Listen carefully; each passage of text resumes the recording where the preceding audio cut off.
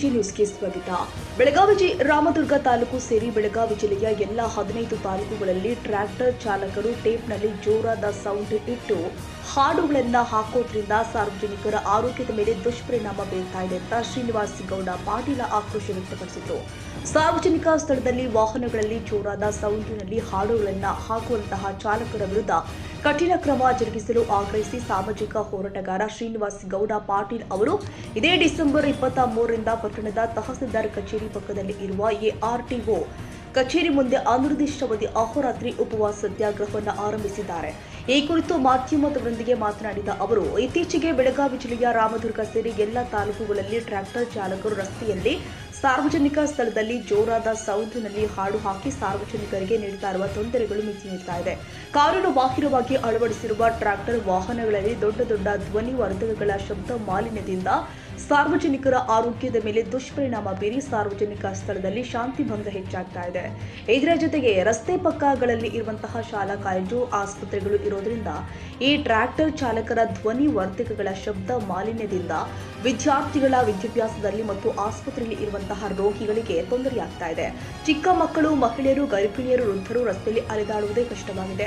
ಸಾರ್ವಜನಿಕರಿಗೆ ಈ ರೀತಿ ಹಲವಾರು ತೊಂದರೆಗಳು ಆಗ್ತಾ ಇರುವುದರಿಂದ ಇದರ ವಿರುದ್ಧ ಸೂಕ್ತ ಕ್ರಮ ಕೈಗೊಳ್ಳುವಂತೆ ನಾವು ಕಳೆದ ತಿಂಗಳು ದೂರು ಸಲ್ಲಿಸಿದರೂ ಕೂಡ ಬೆಳಗಾವಿ ಜಂಟಿ ಸಾರಿಗೆ ಆಯುಕ್ತರು ಹಾಗೂ ರಾಮದುರ್ಗ ಆರ್ಟಿಒ ಅವರು ಈವರೆಗೂ ಸೂಕ್ತ ಕ್ರಮ ಕೈಗೊಳ್ಳದೆ ಘೋರ ಕರ್ತವ್ಯ ನಿರ್ಲಕ್ಷ್ಯ ವಹಿಸಿರುತ್ತಾರೆ. ಆದ್ದರಿಂದ ಸಾರ್ವಜನಿಕ ಸ್ಥಳದಲ್ಲಿ ಜೋರಾಗಿ ಸೌಂಡ್ನಲ್ಲಿ ಹಾಡುಗಳನ್ನು ಹಾಕಿ ಶಾಂತಿ ಭಂಗ ಮತ್ತು ಶಬ್ದ ಮಾಲಿನ್ಯ ಮಾಡ್ತಾ ಇರುವ ವಾಹನಗಳ ಮೇಲೆ ಹೆಚ್ಚಿನ ದಂಡ ಹಾಕೋದ್ರ ಜೊತೆಗೆ ಕ್ರಿಮಿನಲ್ ಮೊಕದ್ದಮೆ ಕೊಡಬೇಕು. ಈ ಕುರಿತು ಈಗಾಗಲೇ ಮನವಿ ಸಲ್ಲಿಸಿದ್ರೂ ಕೂಡ ಸೂಕ್ತ ಕ್ರಮ ಕೈಗೊಳ್ಳದೆ ಕರ್ತವ್ಯ ನಿರ್ಲಕ್ಷ್ಯ ವಹಿಸಿದ ರಾಮದುರ್ಗ ಎಆರ್ಟಿಒ ಬಸವರಾಜ್ ಬಾಗಲ್ ಅವರನ್ನ ವಜಾಗೊಳಿಸಿ ಅವರ ಮೇಲೆ ಶಿಸ್ತು ಕ್ರಮ ಜರುಗಿಸಬೇಕು ಅಂತ ಆಗ್ರಹಿಸಿ ನಾವು ಅನಿರ್ದಿಷ್ಟಾವಧಿ ಅಹೋರಾತ್ರಿ ಉಪವಾಸ ಸತ್ಯಾಗ್ರಹವನ್ನು ನಡೆಸಿ ಮತ್ತು ಸಾರಿಗೆ ಇಲಾಖೆ ಅಧಿಕಾರಿಗಳು ಇದರ ಬಗ್ಗೆ ಸೂಕ್ತ ಕ್ರಮ ಕೈಗೊಳ್ಳುವ ತನಕ ನಮ್ಮ ಸತ್ಯಾಗ್ರಹ ಮುಂದುವರಿಯಲಿದೆ ಎಂದಿದ್ದಾರೆ.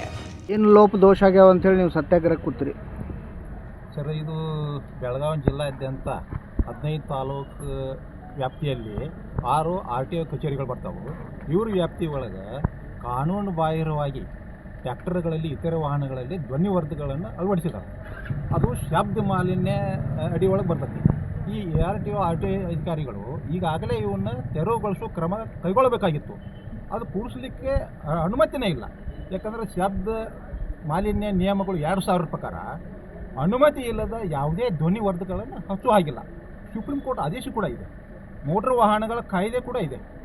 ಇವನು ಎಲ್ಲಗಳನ್ನು ಉಲ್ಲಂಘನೆ ಮಾಡಿ ಸಾರ್ವಜನಿಕ ನೆಮ್ಮದಿಯನ್ನು ಹಾಳು ಮಾಡ್ತಾ ಇದ್ದಾರೆ. ಶಾಂತಿ ಭಂಗ ಆಗ್ತಿದೆ, ವಿದ್ಯಾರ್ಥಿಗಳಿಗೆ ಕಿರುಕುಳ ಆಗ್ತಿದೆ, ಹಿರಿಯ ನಾಗರಿಕರಿಗೆ, ಗರ್ಭಿಣಿ ಸ್ತ್ರೀಯರಿಗೆ ಇದು ಅಪಾಯಕಾರಿ ಒಂದು ಜೀವನ ಬದುಕು ಹಕ್ಕಿಗೆ ಕಷ್ಟ ಆಗ್ತಿದೆ ಅಂತ.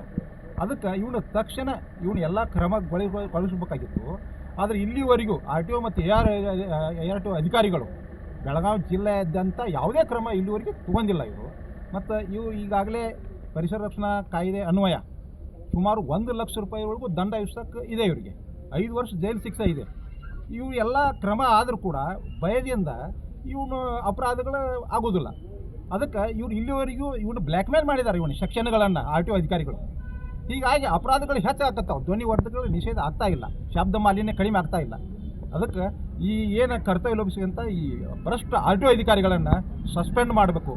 ಈಗಾಗಲೇ ಅಪರ ಆಯುಕ್ತರು ಧಾರವಾಡ ಅವರು KT ಹಾಲ್ಸ್ವಾಮಿ ಅವರು ಡೈರೆಕ್ಷನ್ ಕೊಟ್ಟಿದ್ದಾರೆ. ಜಂಟಿ ಸಾರಿಗೆ ಆಯುಕ್ತರು ಬೆಳಗಾವಿ ಸಿದ್ದಪ್ಪ ಕಲ್ಲೂರು ಅವರಿಗೆ.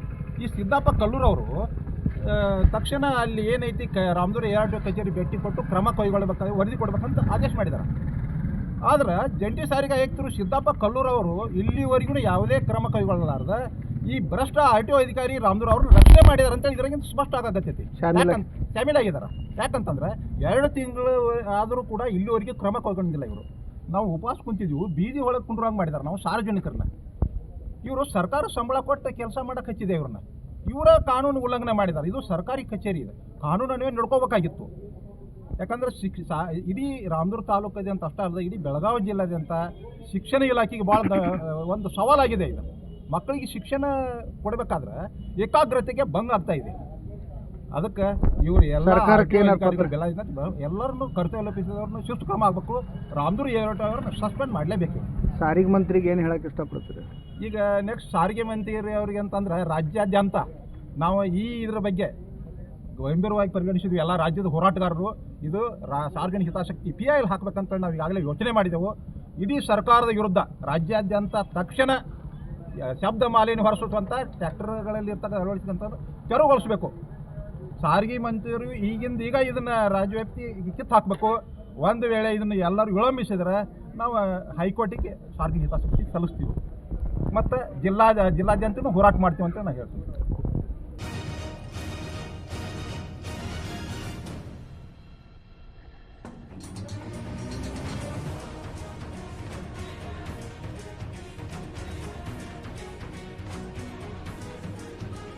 ಕನ್ನಡಿಗರ ಮೆಚ್ಚಿನ ನಿಮ್ಮ AJ 24/7 ನ್ಯೂಸ್ ಕನ್ನಡ ವಾಹಿನಿ ಇದೀಗ ಟಿವಿಯಲ್ಲಿ ಲಭ್ಯ.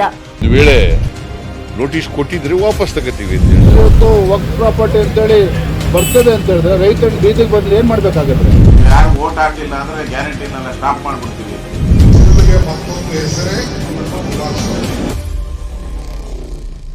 ಕರ್ನಾಟಕ ಮತ್ತು ದೇಶ ವಿದೇಶ 360 ಡಿಗ್ರಿ ಸುದ್ದಿ ಹಾಗೂ ಉತ್ತರ ಕರ್ನಾಟಕ ಬೆಳಗಾವಿ, ಬಾಗಲಕೋಟೆ, ಧಾರವಾಡ, ಹಾವೇರಿ, ಗದಗ, ಬಿಜಾಪುರ ಜಿಲ್ಲೆಯ ಕ್ಷಣ ಕ್ಷಣದ ವಿವರವನ್ನ ಪಡೆಯುವುದಕ್ಕೆ AJ 24/7 ನ್ಯೂಸ್ ಕನ್ನಡ ವಾಹಿನಿಯನ್ನ ಲೈಕ್ ಮಾಡಿ, ವಿಡಿಯೋಗಳನ್ನ ಶೇರ್ ಮಾಡಿ, ಕಮೆಂಟ್ ಮಾಡುವ ಮೂಲಕ ನಮ್ಮ ವಾಹಿನಿಗೆ ಸಹಕಾರ ನೀಡಿ ಮತ್ತು ಚಾನೆಲ್ ಅನ್ನ ಸಬ್ಸ್ಕ್ರೈಬ್ ಮಾಡಿ.